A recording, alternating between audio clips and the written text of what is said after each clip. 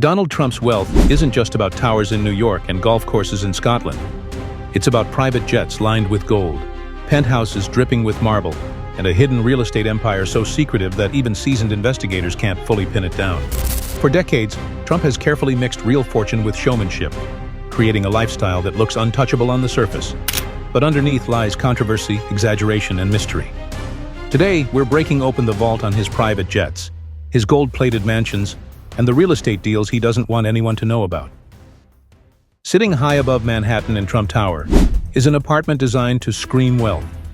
The penthouse is modeled after the Palace of Versailles, gold leaf on the walls, diamond accents on the ceilings, and marble imported straight from Italy.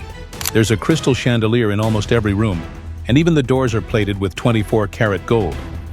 Trump once bragged that the place was worth $100 million, but Forbes and real estate insiders quickly called him out, suggesting it was actually worth less than a third of that. The controversy didn't end there. Trump originally claimed the penthouse was more than 30,000 square feet, but property records later revealed it was closer to 11,000. But for Trump, it didn't matter. The penthouse wasn't just a home. It was a stage set for the image he wanted the world to believe. Trump doesn't just live in gold, he flies in it too. His famous Boeing 757, dubbed Trump Force One, is fitted with gold seatbelt buckles, leather armchairs, and even a private bedroom with silk walls. The jet was originally owned by Microsoft co-founder Paul Allen, before Trump bought it in the early 1990s. After extensive renovations, it became a flying palace. During his 2016 presidential campaign, the plane turned into a traveling advertisement for Trump's brand, landing at rallies to roaring crowds, with his name painted boldly on the fuselage. But that's not his only ride. Trump has a fleet of smaller jets and Sikorsky helicopters, all painted black and white with gold trim. Rumors once swirled that he was eyeing a Boeing Dreamliner, one of the largest passenger jets in the world. But the plan quietly faded. Some believe he abandoned the idea when debts piled up. Still, even without the Dreamliner, his current fleet is more than enough to cement his image as a man who refuses to fly like anyone else. Mar-a-Lago may be Trump's crown jewel, but it's far from his only property in Florida. Over the years, he quietly bought up multiple mansions surrounding the estate. Some were snapped up through limited liability companies with names that concealed the true buyer. Locals began to notice the pattern. Whenever a high-end property near Mar-a-Lago went up for sale, Trump's network was often involved. One particular mansion he purchased for $8 million in 2008 was later flipped for nearly $100 million after being sold to a Russian billionaire, a deal that raised eyebrows around the world. Critics wondered if the sale was less about real estate and more about moving money. Trump denied any wrongdoing, but the timing, the buyer, and the profit margin kept the speculation alive. What's undeniable is that by controlling property around Mar-a-Lago, Trump expanded not just his footprint, but his influence. Palm Beach isn't just where he lives. It's where he quietly tightened his grip on some of the most valuable coastal real estate in America. When most billionaires buy yachts, Trump bought golf courses. Today, his empire includes more than 17 clubs spread across the US, Scotland, and Ireland. Each course comes with a lavish clubhouse, fine dining, and membership fees that can climb into the hundreds of thousands. Many of these purchases came during the financial crisis of 2008, when luxury resorts were bleeding money. Trump swooped in, buying them at bargain prices and rebranding them as Trump properties. He poured millions into renovations, making sure every detail reflected his obsession with gold and grandeur. But not all the courses were money machines. His Scottish properties, including the controversial Trump International Golf Links, faced backlash from locals who accused him of destroying natural landscapes. Environmental groups fought his projects for years, while local councils questioned the promises of economic growth.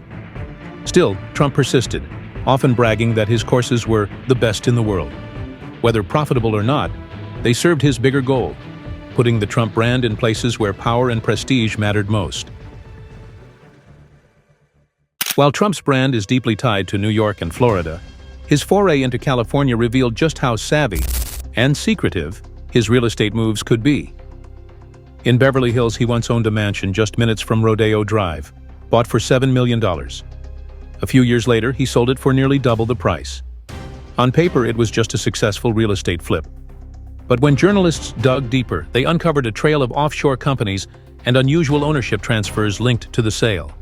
Some suggested the deals hinted at larger financial maneuvers, possibly involving wealthy international buyers. For Trump, California wasn't about planting roots. It was about timing the market and cashing in. These properties may no longer be in his portfolio, but the profits from their sales helped fuel the myth of Trump as a master dealmaker, even if the fine print told a different story. Beyond Beverly Hills, Trump also dipped into other prime California locations, including Palos Verdes and West Hollywood. Several of these acquisitions flew under the radar, often held for only a short period, before being flipped for hefty gains. In some cases, local agents claimed the properties were barely used, functioning more like chips in a larger investment game than actual residences. This added to the mystery. Were these quick buys and sells simply smart timing, or part of a bigger strategy to shuffle money through high-value California real estate? Whatever the motive, the pattern reinforced Trump's reputation for turning properties into profit, while keeping the true scale of his operations hidden from public view. Around the world, the Trump name towers over skylines in places like Istanbul, Manila, and Mumbai. But here's the catch. Trump doesn't actually own most of these skyscrapers. Instead, he licenses his name to developers, letting them plaster Trump in gold letters across buildings he has no equity in. The strategy worked brilliantly for branding, making it appear as if he controlled a global empire of luxury towers. But behind the glitz were contracts that sometimes tied him to politically sensitive regions. In Turkey, his business links sparked controversy when he became president, raising questions about conflicts of interest. In the Philippines, his partnership was linked to a powerful political family. Critics argued these deals blurred the lines between business and geopolitics. Supporters saw them as proof of Trump's genius for turning his name into an asset worth hundreds of millions. Either way, the towers overseas show how Trump expanded his empire not through ownership, but through branding that blurred reality and illusion. No topic fires up Trump more than the question of how much he's really worth. He insists his fortune tops $10 billion. Independent investigations slash that number by half, some even less. The truth is complicated. Trump's habit of inflating property sizes and values, combined with his mountain of debts, makes his net worth a moving target. Here's the question I have for you. What is your net worth? Why don't you tell us right now? I will save it, but I will tell you this. My net worth, according to Forbes, is $2.7 billion. Right. I will tell you this. It is substantially in excess of that. When I say substantially, much, much more. They don't have access to my books. They don't have access to my records. In all fairness, I think Forbes is a great magazine, but they don't have access to the kind of things that you need. Forbes estimates put his wealth in the range of $2.5 to $3 billion. Bloomberg suggests it could be even lower. What's certain is that Trump often treats his brand value, the perceived worth of his name, as equal to cash in the bank. That means his personal estimate of his net worth can swing wildly, depending on how confident he feels about his brand at any given moment. Even so, Trump remains one of the most recognizable real estate moguls in history. His empire may not be as big as he claims, but few have used perception, spectacle, and showmanship as effectively as he has. From gold-plated penthouses in New York to private jets in the sky, hidden mansions in Florida, and controversial towers across the globe, Donald Trump's lifestyle is built on a mix of real wealth and carefully crafted illusion. Some of his fortune is undeniable. Some of it is smoke and mirrors. But together, it has created one of the most powerful personal brands the world has ever seen. So the question remains, is Trump's empire proof of true billionaire genius, or is it the greatest real estate magic trick ever pulled off? Either way, one thing is certain. When it comes to Donald Trump, the line between reality and spectacle is almost impossible to see.